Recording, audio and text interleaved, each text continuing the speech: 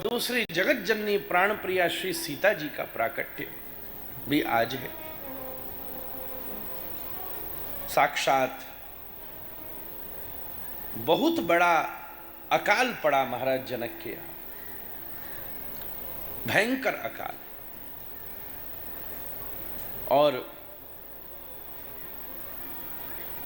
सभी संत महंतों ने तपस्या करी, उसके परिणाम से देवताओं ने आज्ञा दी कि अगर राजा सीतामणि की भूमि पर हल चलाए तो ये बंजर भूमि स्वस्थ हो जाएगी। कहने का अर्थ यह है कि राजा को भी कभी न कभी खेती करनी चाहिए। महाराज जानकी जी किसान की पुत्री हैं और सीता जी का जन्म होते ही जनकपुर में सब वैभव आ गया। अर्थात आपके यहाँ का किसान जब प्रसन्न रहेगा तभी इस देश में वास्तविक शांति और समृद्धि की व्याप्ति संभव है। महाराज बशर्ते किसान का कोई राजनीतिक एजेंडा नहीं हो, यह भी स्पष्ट कर देना आज के समय में आवश्यक है। हम तो महाराज जी एक बात सदा कहते हैं, हमारे नंद के दो छोरा हैं, कृष्ण बलराम, एक जवान है एक किसान है। दाऊ दयाल हल लेकर के चलते हैं सो किसान है, और ठाकुर जी सुदर्शन लेकर चलते हैं जवान है। ऐसे ही इस देश में दो ही तो भगवान के नंद पुत्र हैं, भगवत स्वरूप हैं। एक डॉक्टर श्री राजेंद्र प्रसाद जी महाराज, राजेंद्र प्रसाद जो इस भारत को पूर्ण रूप से प्रतिनिधित्व करते रहे, उन्हीं का ये नारा था, जय जवान और जय किसान।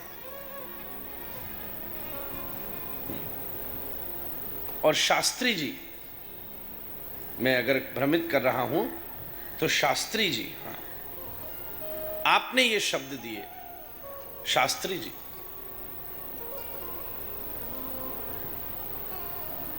और ये दोनों ही कृष्ण बलराम हैं। इसलिए जब इस देश का जवान और इस देश का किसान प्रसन्न रहेगा तब चारों तरफ आनंद ही आनंद व्याप्त होगा।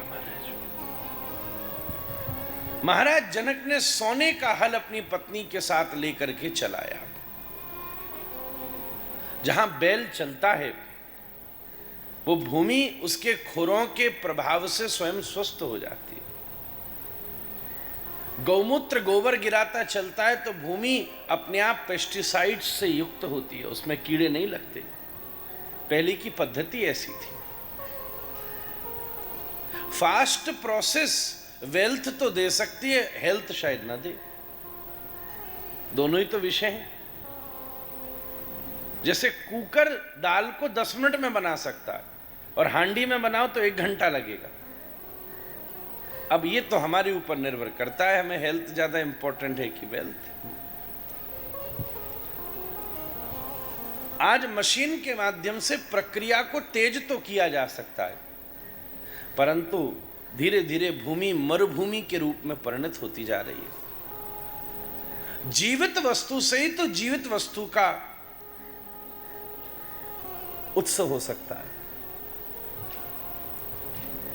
महाराज जनक ने जब हल चलाया सीतामणि की भूमि पर तो एक जगह जाके हल की नोक फंस गई, और जब वहां सबने खोदा हल निकालने के लिए तब वहीं से उन्हें एक दिव्य कन्या की प्राप्ति हुई। हल की नोक को सीत कहते हैं, इसलिए उस कन्या का नाम भी सीता रख दिया गया। और सीता जी के आते ही पूरे जनकपुर में आनंद ही आनंद छा गया। बोले जगत जननी जानकी की। ऐसी श्री सीता जी का प्राकट्य। वैशाख का महीना कितना अद्भुत है, देखिए।